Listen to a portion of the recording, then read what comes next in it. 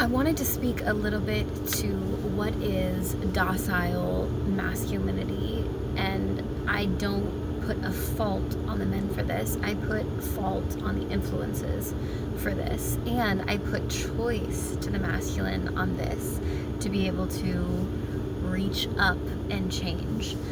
So just to explain how I see and perceive and observe the little pieces of docile masculinity stepping in, and that is when a man feels that the problems of others don't affect him, don't impact him, are not really worth taking action towards correcting those injustices.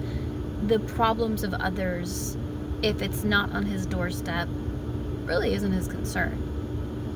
To me, that is not the highest expression of masculinity. To me, the highest expression of masculinity is sort of that Ubuntu mentality of, how can I experience happiness while others are suffering? It just, something doesn't align when you see others going through suffering. You're like, nah, I gotta do something about it.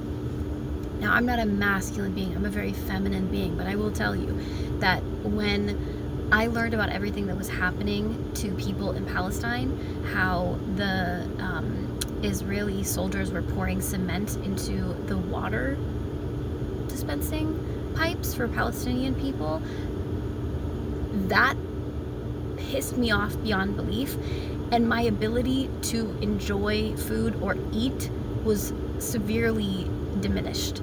I could barely eat because I was like, how the can I eat while these people in Palestine who are innocent, who haven't, like, children, families, women, like kids, even the men who have done nothing wrong, and they are being treated as such just because of a land grab that Israeli government wants to have control over the land and the gas and the oil that's underneath the surface in Gaza,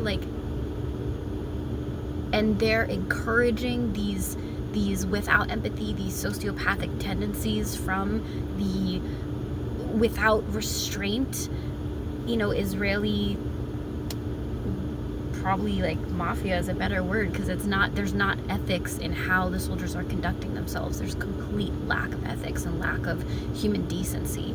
The tear gas, the dropping of the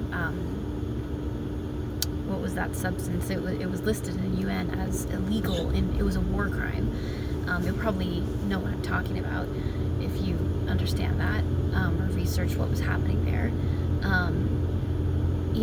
I was affected, right? And so it's just like, I want to see what the masculine men do who are affected and who are moved by things, and who your empathy in your heart is working. Like, to me, the empathy should be a core tenet to a good leader.